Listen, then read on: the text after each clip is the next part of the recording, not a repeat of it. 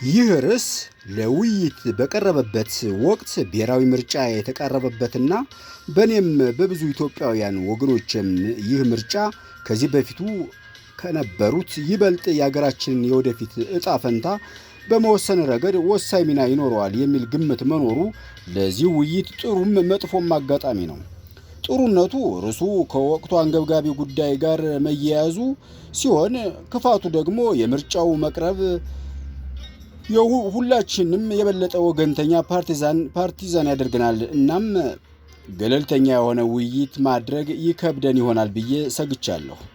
የተከበራችሁ ታዳሚዎች፣ በዛሬው ዕለት ሰላም፣ ዲሞክራሲና ልማት በሚል ርዕስ የራሴን እጅግ ውስን የሆነውን ግንዛቤን ለውይይት ሳቀርብ ስለ ርዕሱ ከኔ የበለጠ እውቀት ያላቸው ሰዎች እዚያ አዳራሽ ውስጥ መኖራቸውን እያወቅኩ ነው። ስለሆነም የማቀርበው አስተያየት ለውይይት መነሻ ያገለግል እንደሆነ እንጂ ርዕሱን በብቃትና በጥልቀት ይዳሳል ብዬ በማመን አይደለም። ንግግሬን ፈር ለማስያዝ በሚከተለው አኳኋን ሸንሽኘዋለሁ። በቅድሚያ ሰላም፣ ዲሞክራሲና ልማት ስል ምን ማለቴ እንደሆነ ባጭሩ ከገለጽኩ በኋላ እነዚህን ሶስት መልካም ነገሮች በአንድ ሀገር በአንድነት እንዲገኙ መሟላት አለባቸው ብዬ የማስባቸውን ሁኔታዎች ለመዳሰስ ሞክራለሁ።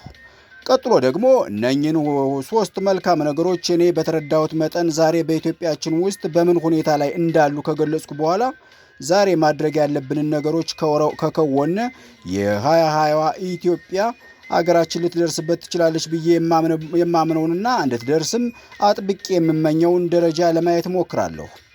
ትርጓሜ አንዳንድ ደጋግመን የምንጠቀምባቸው ቃላት በጣም አሻሚ የሆነ ትርጉም ያላቸው መሆኑ የሚገርም ነው። ከነዚህ ቃላት ውስጥ ሰላም ነው። ሰላምን ለማደፍረስ የሰላም አጀንዳ ማንገብ እየተደጋገመ መምጣቱን የሰላም ትርጉም ምንኛ የተዛባ መሆኑን ያመለክታል ብዬ አስባለሁ። አዶልፍ ሂትለርም በርካታ የሰላም ጥሪዎችን አድርጓል። በአንድ ወቅት የሶማሊያው መሐመድ ዚያድ ባሬም የሰላም ሰልፍ መርተዋል። የዩጋንዳው ማርሻል ኢዲ አሚን ዳዳም ራሳቸውን የሰላም መከታ አድርገው ሲቆጥሩ ኑረዋል። ኒሻንም ተሸልመዋል። እናም እኛም ሀገር የነበሩና ያሉ መንግስታት ሁሉ ራሳቸውን የሰላም ጋሻ ጃግሬ አድርገው ሲቆጥሩ ኑረዋል። እነዚህ ሁሉ ሀገራት ግን ሰላም የተናፈቀባቸው ነበሩ። ለአንዳንድ ሰላም ተቀናቃኞቻቸውን ደምስሰው ከጨረሱ በኋላ የሚጣሉት በሌለበት ሁኔታ ማለት ነው። ለአንዳንዱ ደግሞ በፍርሃትና ዝምታ መገዛት ማለት ነው። ለሌሎች ደግሞ ሰላም ማለት መቻቻልና መደራደር ማለት ነው። በሁሉም ትርጓሜዎች ሰላም የአመፃና ሽብር አለመኖርና ቀጣይነቱን ያመለክታል። ለዛሬው ውይይት እኔም ይህንን ቀላል ትርጓሜ ማለትም የአመፃና ሽብር አለመኖርን እጠቀማለሁ። ሆኖም የማተኩረው በአገር ውስጥ ሰላም ዶሜስቲክ ፒስ ላይ ብቻ መሆኑን መግለጽ እወዳለሁ። ዓለም አቀፍ ሰላም በአገር ውስጥ ሰላም ላይ ከፍተኛ ተጽዕኖ ቢኖረውም በዋነኝነት የሚወሰነው በአገር ውስጥ ሁኔታዎች ነው ብዬ አምናለሁ። ሌላው አወዛጋቢ ቃል ዲሞክራሲ ነው። በአሁኑ ጊዜ አብዛኞቹ የዓለም ሀገራት መንግስታት ራሳቸውን ዲሞክራሲያዊ ብለው ያወጁ ናቸው። ምርጫ ፈጽሞ የማይካሄድባቸው ሀገራት ቁጥር በጣም አነስተኛ ነው። በዲሞክራሲ ስም አምባገነን ስርዓት መዘርጋት ፋሽን ከሆነ ሰንብተዋል። የነባሮቹን ዲሞክራሲያዊ ሀገሮች ተግባርም ከአምባገነኖቹ መለየት አስቸግሯል። በእነዚህ ሁሉ ምክንያቶች ይሆናል ዲሞክራሲ የሚባል ነገር በዓለም ላይ የለም አይነት አስተያየቶች ከተማሩ ሰዎች አንደበት ሲነገር የምንሰማው። አንዳንዶቹማ አሁን አሜሪካ ውስጥ ዲሞክራሲ አለ፣ እንግሊዝ ውስጥ ዲሞክራሲ አለ ወዘተ እያሉ ያፋጥጡናል። ሰዎች ከእንዲህ አይነቱ ምጸታዊ ድምዳሜ ላይ የሚደርሱት ዲሞክራሲን በውጤቱ መመዘን ስለሚፈልጉ ይመስለኛል። እነዚህ ሰዎች ያልተረዱት ወይም ሊረዱት ያልፈቀዱት ዲሞክራሲ የአስተዳደር ስርዓት መሆኑን ነው። በዚያ አልፎ የሚመጣው ውጤት ሳይሆን ስርዓቱ ነው ዲሞክራሲያዊ ነው ወይም አይደለም የሚባለው። ዲሞክራሲ ከሌሎች የአስተዳደር ስርዓቶች ሲወዳደር መልካም ውጤቶችን ለማስገኘት የተሻለ አማራጭ ነው ተብሎ ይታመናል። ይህ እምነት ግን ሁሌ እውነት ላይሆን ይችላል። ውጤቱም ጥሩ ይሁን መጥፎ ስርዓቱ ዲሞክራሲያዊ ከሆነ ዲሞክራሲያዊ ነው።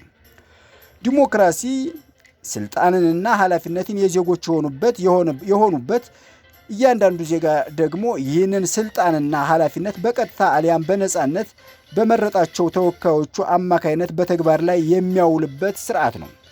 ዲሞክራሲ የነፃነት መዋቅር ነው። የዲሞክራሲ መስፈን በርካታ መዋቅራዊ ሁኔታዎች መሟላት ያለባቸው ሲሆን የሰብአዊ መብቶች መከበር፣ የአብላጫዎች መሪነትና የውህዳን ብዙሃን የመሆን መብት መረጋገጥ፣ የጦር ሰራዊቱ በሕዝብ በተመረጠ ሲቪል አስተዳደር ስር መሆን፣ የፖለቲካ ፓርቲዎች በነፃነት መደራጀት እና መንቀሳቀስ፣ የነፃና ፍትሐዊ ፖለቲካ ፉክክርና ምርጫ መኖር፣ የዳበረ ነፃ ፕሬስና ሚዲያ መኖር፣ በሕግ የተገደበ ስልጣን ያለው መንግስት መኖር፣ በሕግ የተገደበ ስልጣን ያለው የሕግ አውጪ አካል መኖር፣ ከፖለቲካ ነፃ የሆነ የፍርድና ፍትህ ስርዓት መስፈን ዋና ዋናዎቹ ናቸው። የእነዚህና መሰል መዋቅሮች መዘርጋትና ተግባር ላይ መዋል ነው አንድን የአስተዳደር ስርዓት ዲሞክራሲያዊ የሚያደርገው እንጂ ይህንን ስርዓት አልፎ የመጣውን ውጤት ጥሩነት አይደለም። ለዚህም ነው ዲሞክራሲያዊ ስርዓቶች አንዳንዴ ኢፍትሐዊ ተግባር ሲፈጽሙ እንኳ ዲሞክራሲያዊነታቸውን ጥያቄ ውስጥ ማስገባት ተገቢ የማይሆነው። እንደ ሰላምና ዲሞክራሲ ባይሆንም ልማት የሚለው ቃልም አሻሚ ነው። እዚህ ላይ አንድ ቀልድ እንድናገር ይፈቀድልኝ።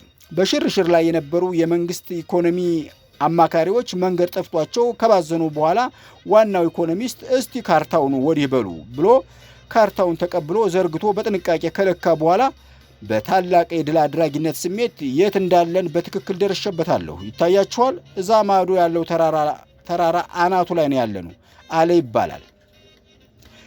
ይህንን ቀልድ የአፍሪካ መንግስታት በተደጋጋሚ ይቀልዱታል።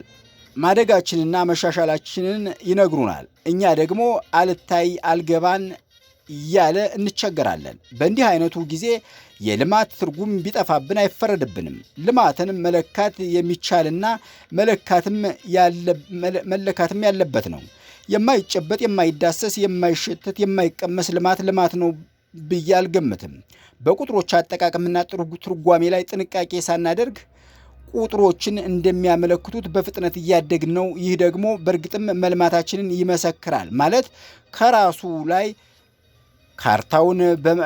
በላይ ካርታውን በማመን እዚያ ማዶ ያለው ተራራ ጫፍ ላይ ነው ያለነው እንዳለው የቀላጅ ኢኮኖሚስት አይነት መሆን ነው። በእኔ እምነት ልማት የህዝቡ የዛሬው ኑሮ እና ወይም የነገ ተስፋውን በተጨባጭ መለወጥ አለበት። ይህም በአመጋገባችን፣ በጤናችን፣ በትምህርታችን፣ በአስተዳደራችን የተሻለ መምጣት መገለጽ አለበት። ልማት ደግሞ ከራስ ጋር ብቻ ሳይሆን ከጎረቤት ጋር መነጻጸር አለበት። ሶቪየት ህብረትና አልባንያ በከፍተኛ ፍጥነት እየለማን ነው እያሉ ራሳቸውን ሲሸነግሉ ቆይተው አይኖቻቸውን ገልጠው ጎረቤቶቻቸውን ሲመለከቱ የደረሰባቸውን የስነ ልቦና ውድቀት ልብ ይለዋል። እንግዲህ የዛሬ ንግግሬ ስለ እነዚህ ሶስት አሻሚ ሆኖም ግን መልካም የሆኑ ነገሮች ሰላም፣ ዲሞክራሲ እንግዲህ የዛሬ ንግግሬ ስለ እነዚህ ሶስት አሻሚ የሆኑ ግን መልካም የሆኑ ነገሮችን ነው። ሰላም፣ ዲሞክራሲና ልማት። መንደርደሪያ የ2020ዋ ኢትዮጵያ ካለ ዲሞክራሲና ልማት፣ ሰላምን ካለ ሰላምና ልማት፣ ዲሞክራሲን ካለ ሰላምና ዲሞክራሲ ልማትን ማምጣት በእጅጉ ይቸግራታል ብዬ ስለማምን ፈተናው ቢበዛም ሶስቱንም በጥምረት የምናገናኝበት መንገድ መፈለግ አለብን ብዬ አምናለሁ። ለዚህም ነው ዛሬ ሶስቱንም በጥምረት ላነሳቸው የደፈርኩት። በበኩሌ ከመጀመሪያው ዙር ርዕይ 2020 ውይይቶች ያገኘው ትልቁም ነገር ለችግሮቻችን መፍትሄ ማግኘት የምለው ልዩነቶቻችንን በማጥበብ አገራዊ ርዕይ ኑሮን ለጋራ ግብ በህብረት ስንንቀሳቀስ ነው የሚለው ከድሮም ጀምሮ የነበረኝ ሐሳብ መጠናከሩ ነው። ከዚህ በፊት በተደረጉ ውይይቶች በስፋት እንደተወሳው ኢትዮጵያውያን ልዩነቶቻችንን ከማጥበብ ይልቅ ማስፋት ላይ ጊዜና ንብረት እናጠፋለን። መንግስታችንም ልዩነቶችን በማስፋት ላይ ተጠምዶ ቆይቷል። የተማሩ ሰዎችም የልዩነቶችን መኖር ለእድገት አስፈላጊ ነው ሲባል ልዩነቶቹ እስከምን ሳይሉ በደፈናው የተቀበሉት ይመስላል። እኔ በሰራሁበት አንድ መስሪያ ቤት በነበርኩበት ክፍል በአንድ ወቅት የነበርን ሰዎች በሐሳብ የምንግባባና ልዩነቶቻችንን በውይይት የምንፈታ ስለነበርን ለዓመታት ሰው ሳይከሰስና ሳይቀጣ በመቆየቱ ያልተደሰቱ አለቃችን ይህ ክፍል ልዩነት ያንሰዋል በማለት ልዩነትን በጥበብ በማስገባታቸው ዛሬ ያ ክፍል በንትርክና በብጥብጥ ተዳክሞ መዳከሙንም መቀበል አቅቶት ከቀድሞ ዛሬ እሻላለሁ እያለ ሲከራከር ክፍሉ ራሱ ትንሽ ኢትዮጵያን ሆኖ ይታየኛል። ስለ ገበያ ኢኮኖሚም ያለን ግንዛቤ ልዩነቶችን ከማስፋት ጋር የተቀናጀ ይመስለኛል። ኢትዮጵያ ውስጥ ፉክክር፣ ኮምፒቲሽን የገበያ ኢኮኖሚ ሞተር ነው ማለት ህብረት፣ ኮኦፕሬሽን የገበያ ኢኮኖሚ እንቅፋት ነው እንደማለት ተደርጎ የሚወሰድ ይመስላል። ስለዚህ ይሆናል ስለ ውድድርና ፉክክር ማነስ ስናነሳ ስለ ህብረት ማነስም አብረን ብዙ ጊዜ የማናነሳው። ኢትዮጵያ ውስጥ ስለ ህብረት ማውራት የሶሻሊስት አስተሳሰብ ተደርጎ ይቆጠራል። ውድድርና ህብረት ተደጋጋፊ መሆናቸውን ማወቅ የተሳነን ይመስላል። ስለ አገር ሰላምና ልማት ስናስብ ልዩነቶቻችን ላይ ሳይሆን አንድነታችን ላይ፣ የእርስ በርስ ፉክክር ላይ ሳይሆን ህብረት ላይ ማተኮር ይኖርብናል ብዬ አምናለሁ። ስለዚህ ለዚህ የሚያበቃን ደግሞ ሰፊው ህዝብ የሚባል የማይጨበት አካል ሳይሆን በተጨባጭ እየኖርን ላለነው ዜጎች እናንተና እኔን። ህዝብ በአጠቃላይ ሳይሆን ግለሰብ የጥናታችን መነሻ ሊሆን ይገባዋል። በእኔ እምነት የሀገርን ዕጣ ፈንታ በመወሰን ረገድ ግለሰቦች ወሳኝ ሚና አላቸው። በተለይም ደግሞ በእውቀታቸው፣ በችሎታቸው፣ በሙያቸው፣ በማዕረጋቸው፣ በክብራቸው፣ በሀብታቸው ወዘተ ምክንያት የላቀ ተሰሚነት ያገኙ ግለሰቦች ሚና ወሳኝ ነው ብዬ አምናለሁ። እነዚህ ግለሰቦች ኤሊት የሚባሉት ሲሆኑ ትክክለኛ የአማርኛ አቻ ቃሉ ስለመሆኑ እርግጠኛ ባልሆንም ልሂቃን የሚለውን አቻ እንድጠቀም ፍቀዱልኝ። ስለ ልሂቃን አጭር ማብራሪያ። ልሂቃን መንፈሳዊና ወይም ዓለማዊ ኃይል ባላቸው ማኅበራትና ተቋማት ውስጥ ባላቸው ከፍተኛ ተሰሚነት ምክንያት የግል ውሳኔያቸው በአገሪቱ አጠቃላይ የፖለቲካ ሁኔታ ላይ ጉልህ ተጽዕኖ የማሳደር ችሎታ ያላቸው ሰዎችን ያጠቃልላል። ይህም ማለት በፖለቲካ፣ በኢኮኖሚ፣ በሳይንስ፣ በምርምር፣ በወታደራዊ ጉዳዮች፣ በሃይማኖቶች፣ በሙያ ማኅበራት ወዘተ መስኮች ተደማጭነት ያገኙ አብዛኛውን ጊዜ አመራሩን የሚያዙ ሰዎችን ያመለክታል። የፖለቲካ ልሂቃን፣ የኢኮኖሚ ልሂቃን፣ የወታደራዊ ልሂቃን፣ የምሁራን ልሂቃን፣ የሃይማኖት ልሂቃን ወዘተ እያልን ብሔራዊ ልሂቃንን ከፋፍለን እያንዳንዱን በተናጠል ልናጠናው ብንችል ሁሉንም የሚያሰባስባቸው አንድ የጋራ ባህሪ ግን ከላይ እንደገለጽ ነው የግል ሀሳባቸውና ውሳኔያቸው ፈጣን የህዝብ ድጋፍን በማስገኘት በአገሪቱ አጠቃላይ ፖለቲካ ላይ ጉልህ ተጽዕኖ ማሳደር የሚችሉ መሆኑን ነው። ልሂቃን ከጠቅላላው ህዝብ አንጻር ሲታዩ ቁጥራቸው እጅግ አነስተኛ ነው። ፖለቲካ የተቀነባበረ የቡድን ፍላጎት መገለጫ ነው። አንድ የተወሰነ የህብረተሰብ ክፍል የተለየ ፍላጎት ካለው ያንን የሚያስፈጽም የፖለቲካ ድርጅት ይነሳል። ግለሰብ ታጋይ ይነሳል፣ ይወድቃል፣ ይለወጣል፣ ይሞታል። ያ የህዝብ ፍላጎት እስካልተሳካ ድረስ ግን ትግሉ ይቀጥላል። በመሆኑም የአንድ ሀገር ፖለቲካ የሚወሰነው ባሉት የተለያዩ ማህበራዊ ፍላጎቶችና ቅራኔዎች እንጂ በግለሰቦች አይደለም የሚል ክርክር እንደሚነሳ አውቃለሁ። ሆኖም የህዝቡን ፍላጎቶች በቅድሚያ የሚገነዘቡት ህዝቡንም ስለ ፍላጎቶቹ የሚያስረዱትና ለትግሉ የሚያንቀሳቀሱት ግለሰቡ ልሂቃን ናቸው። በኋላም ትግሉን የሚመሩት እነሱ በመሆናቸው የክርክሩ ጭብጥ አልሾሹም ዞር አሉ ነው። ልሂቃን የሚናገሩት፣ የሚደራደሩት፣ የሚፈራረሙት እንወክለዋለን በሚሉት የህብረተሰብ ክፍልና በድርጅቶቻቸው ስም ይሁን እንጂ እንወክለዋለን በሚሉት ህዝብ በድርጅቶቻቸውና በእነርሱ በራሳቸው ውስጣዊ የግል ፍላጎቶች እንዲሁም በፍላጎቶችና በሚያስፈጽሙት ተግባር መካከል መጣመር እንዲኖር የግድ አይደለም። የሚመሩት ኃይል ፍላጎት በልሂቃኑ ስትራቴጂካዊ ግብ ላይ ተጽዕኖ ቢኖረውም ልሂቃን የዕለት ተዕለት ተግባራቸውን በሚመስላቸው መንገድ ለመምራት አንጻራዊ ነፃነት ከሌላቸው ልሂቃን መሆናቸው ይቀራል። ትግሉም በመሪ ጦት ተዳክሞ ይከስማል። ስለ ልሂቃን ሚና ማንሳት የሕዝብን ሚና ማሳነስ የሚመስላቸው ሞልተዋል። እኔ ይህ አስተሳሰብ ትክክል አይመስለኝም። ልሂቃን ራሳቸው የሚወጡት ከሕዝብ ነውና የሕዝቡን ስነልቦና፣ ህልምና ርዕይ ማንገባቸው አይቀርም። በሌላ በኩል ደግሞ ሕዝብ መሪዎችን ይመርጣል ሲባል ምን ማለት እንደሆነ አንዳንዴ የምንዘነጋው ይመስለኛል። አብዛኛውን ጊዜ ሕዝብ መሪዎቹን አይመርጥም። መሪዎቹ ራሳቸው ናቸው። መሪዎቹ ራሳቸውን ነው የሚመርጡት።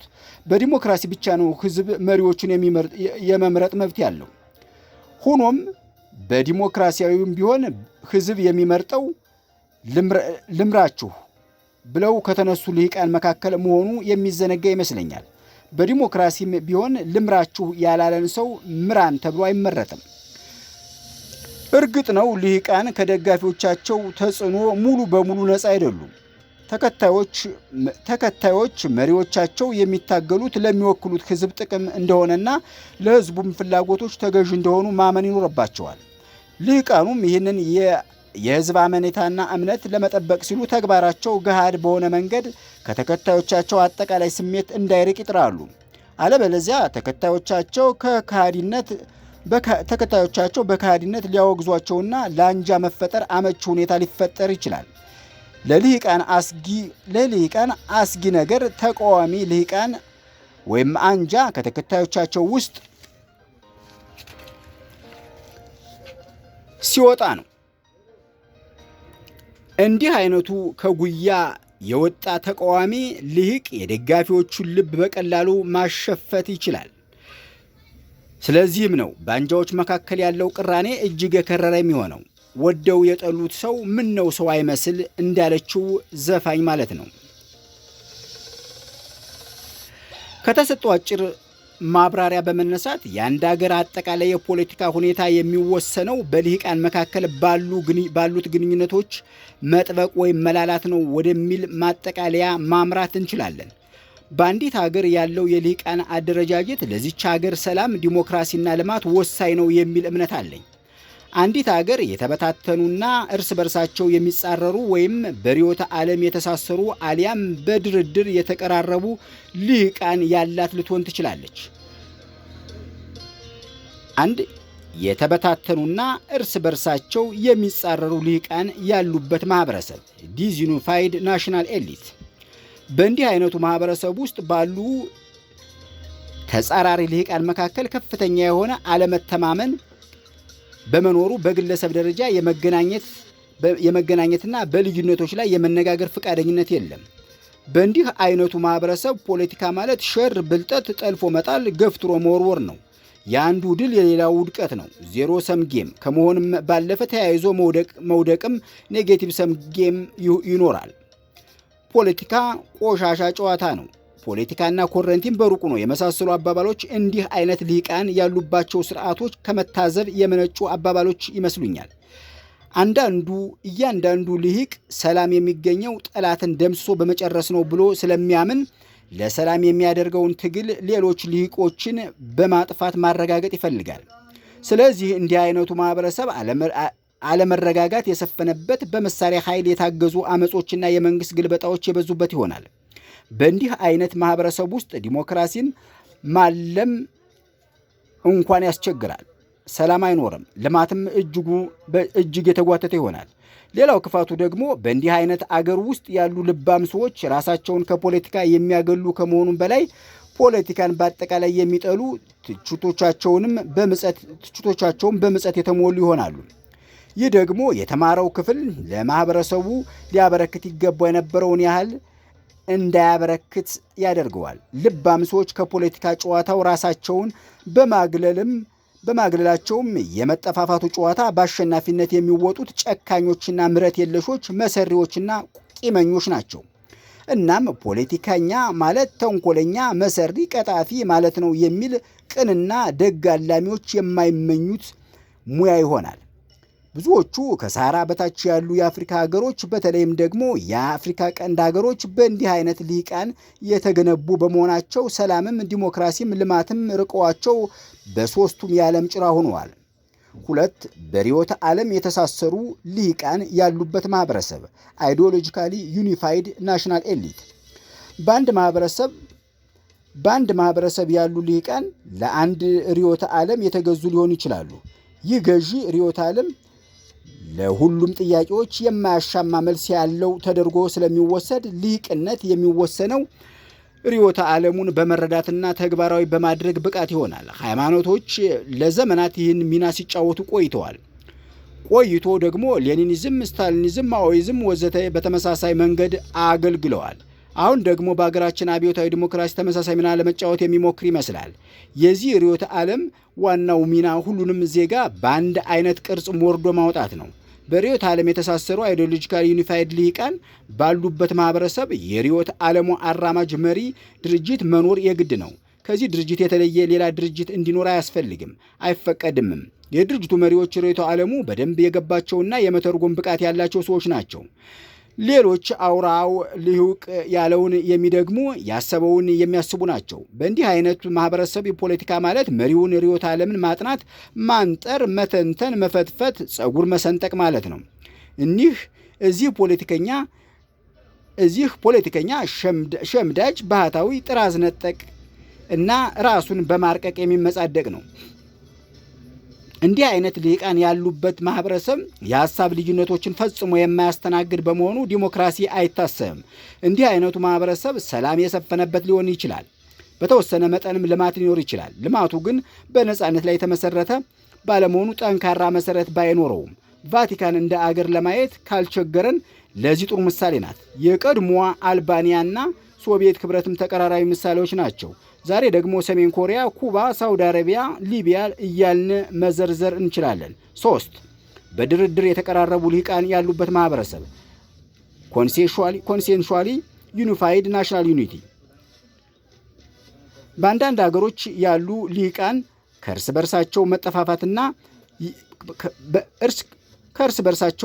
በርሳቸው መጠፋፋት ይልቅ ልዩነቶቻቸውን በማጥበብ በመደራደር ሊደራደሩ ባልቻሉባቸው ጉዳዮች ደግሞ የህዝብ ዳኝነትን ይመርጣሉ። በአንጃዎች መካከል የተመጣጣኝ ኃይል ሲኖር አንዱ አንጃ ሌሎችን ለማጥፋት የሞራል ወይም የኃይል ብልጫ በሚያጣበት ጊዜ ልሂቃን ልዩነቶቻቸውን ወደ ግጭት እንዳያመሩ መደራደርን ይመርጣሉ። አብዛኛውን ጊዜ እነዚህ አይነቶቹ ድርድሮች በግለሰብ ደረጃ ተጀምረው በድርጅቶች ይቋጫሉ።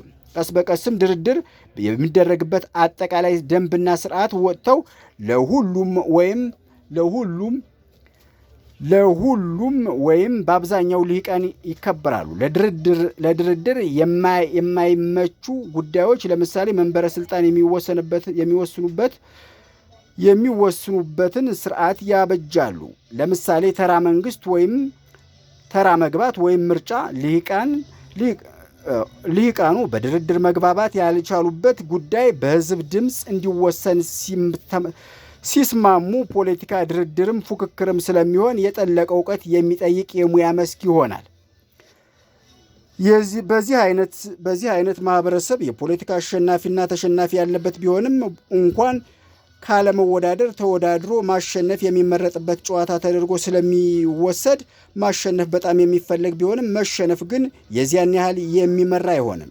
በሌላ አነጋገር ፖለቲካ ትርፍ ያለው ጨዋታ ፖዚቲቭ ሰም ጌም ነው። በዚህ አይነት ሁኔታ ፖለቲከኛ ከእያንዳንዱ ድርድርና ክርክር የራሱን ወገን ጥቅም ለማብዛት ወይም የራሱን ወገን ጉዳት ለመቀነስ የሚጥር ሀሳቡን በቀላሉ ቋንቋ ለአብዛኛው ሰው በሚገባው አሳማኝ ምክንያት ማቅረብ የሚችል አንደበተ ርቱዕ ጠበቃ መሆን ይኖርበታል። በዚህ ምክንያት ፖለቲካ ታጋሽነት፣ ብልህነትን የሚጠይቅ ሕፃናት ሲያድጉ መሆን የሚመኙት የተከበረ ሙያ ነው። ከእንዲህ አይነቱ ውድድርም በአሸናፊነት የሚወጡት አርቆ አሳቢዎች፣ አስተዋዮች፣ ታጋሾች፣ አንደበተ ርቱዓኖች ልሂቃን ይሆናሉ። ለእንደዚህ አይነቱ ማህበረሰብ ሰላም የድርድርና የመቻቻል ውጤት ነው። እንዲህ አይነቱ ማህበረሰብ ሰላምን፣ ዲሞክራሲን ለማስፈን የተመቻቹ ሁኔታዎች ላይ ነው ማለት ይቻላል። የተለያዩ ሀሳቦች በነጻነት የመንሸራሸራቸው እድልም የሰፋ በመሆኑ ለእድገት አመች ነው። በድርድር የተቀራረቡ ልሂቃን ያለው ማህበረሰብ በሁለት ጽንፎች ማለትም በአንድ ጽንፍ እርስ በርሳቸው የሚጻረሩ ልሂቃን ያሉበት ማህበረሰብ፣ በሌላኛው ጽንፍ ደግሞ በርዕዮተ ዓለም የተሳሰሩ ልሂቃን ያሉበት ማህበረሰብ መካከል ላይ የሚገኝ በመሆኑ የሁለቱንም ባህሪያት በተለያየ መጠን የያዘ ማኪያቶ ነው። ነጭ ማኪያቶ፣ መካከለኛ ማኪያቶና ጥቁር ማኪያቶ እንዳለ ሁሉ አንዳንድ ጊዜ ተፎካካሪዎች ጠላቶች መስለው የሚታዩና ድርድሮችንም አስቸጋሪ ሲሆኑ ለምሳሌ ኢጣሊያ፣ ስፔን፣ እስራኤል፣ በሌላ ቦታ ደግሞ በተፎካካሪዎች ልሂቃን መካከል ያለውን ልዩነት ለይቶ ማውጣት እስኪያቅተን ድረስ ሊመሳሰሉብን ይችላሉ። ለምሳሌ ዩኤስኤ፣ እንግሊዝ።